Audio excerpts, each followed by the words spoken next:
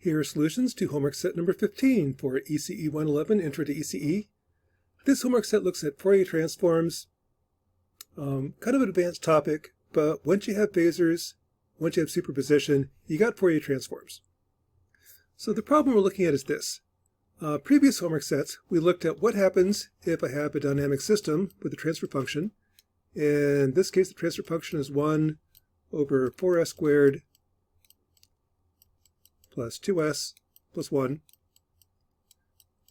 I've got an input and an output.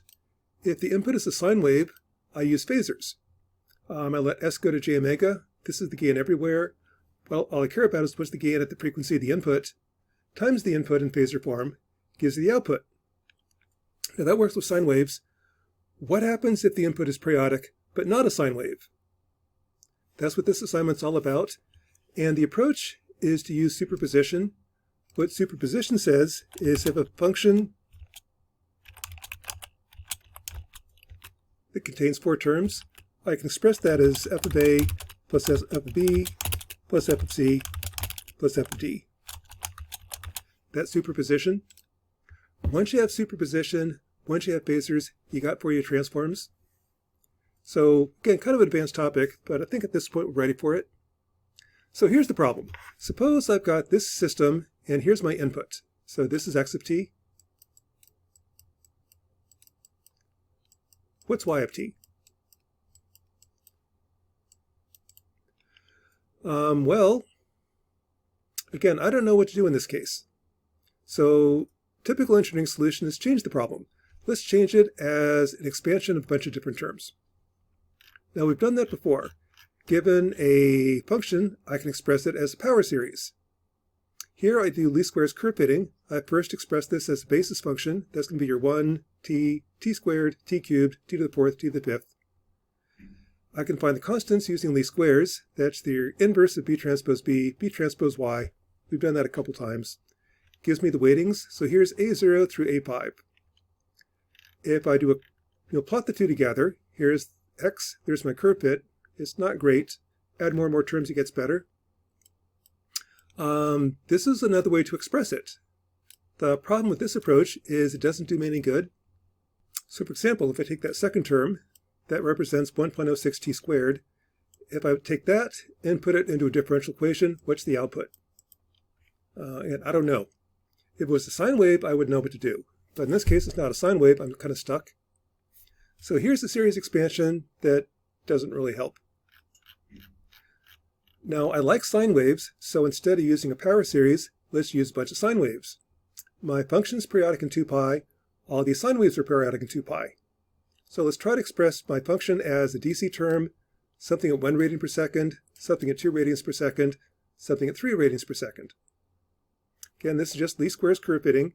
Here's t, here's my basis function, do least squares, I come up with my numbers.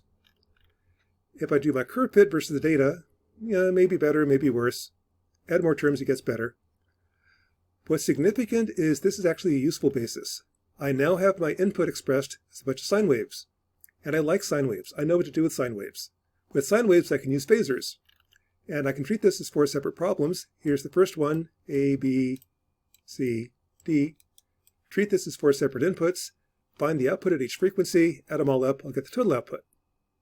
That's the whole point behind Fourier transforms.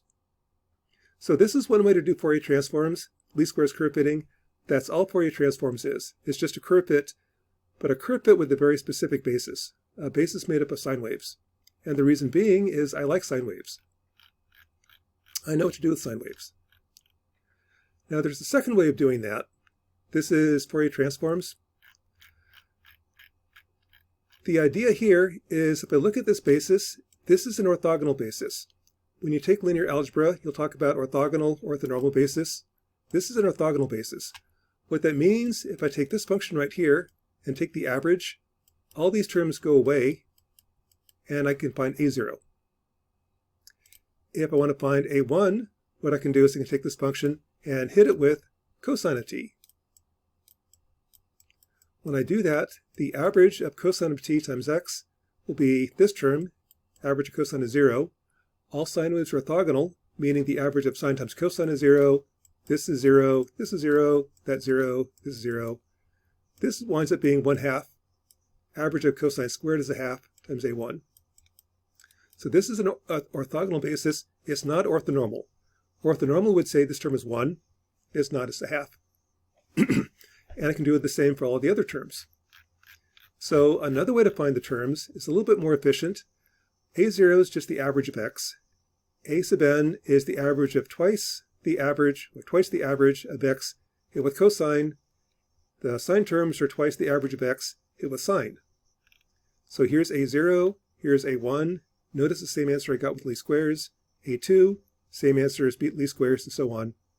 This is just another way to find the terms.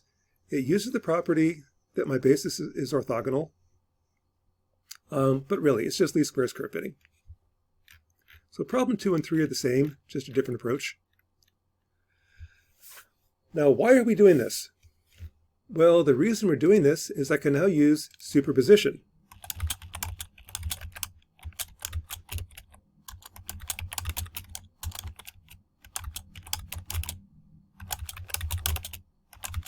What superposition says is I've got my function. It's made up of 4 terms. I can treat that as 4 separate problems. Find the output at the first term, the DC term. Find the output at 1 radian per second. Find the output at 2 radians per second. Find the output at 3 radians per second. Add them all up, I'll get the total output. So let's do that. Here's my input. Here's the signal at DC. This is the gain everywhere. This is the gain at s equals 0. Times the input at s equals 0 gives the output at s equals 0. So there's my DC term. And what that looks like is the red line. So if I want to take my input, the output, the first term in the series is right here. That's y0.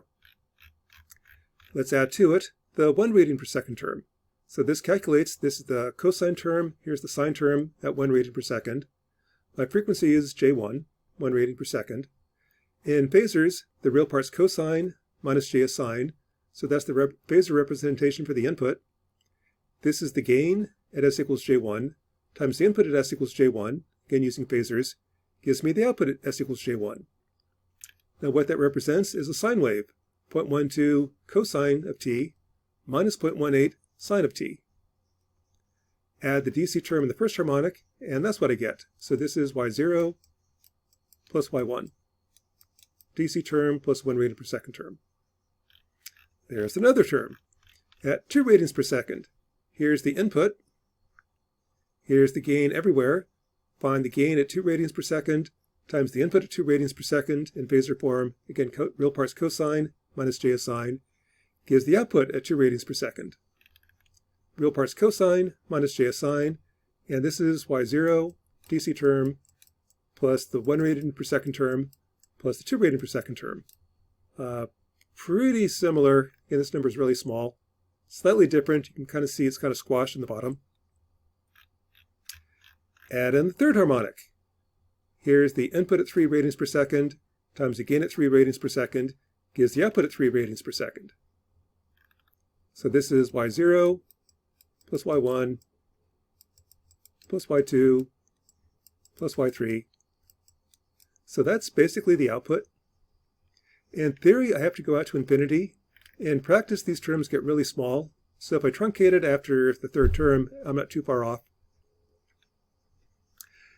What's significant is with this approach, I can find the output of a filter with any periodic input. That's really powerful. That's Fourier transforms. Again, kind of an advanced topic. You're not going to get to that until you get to signals.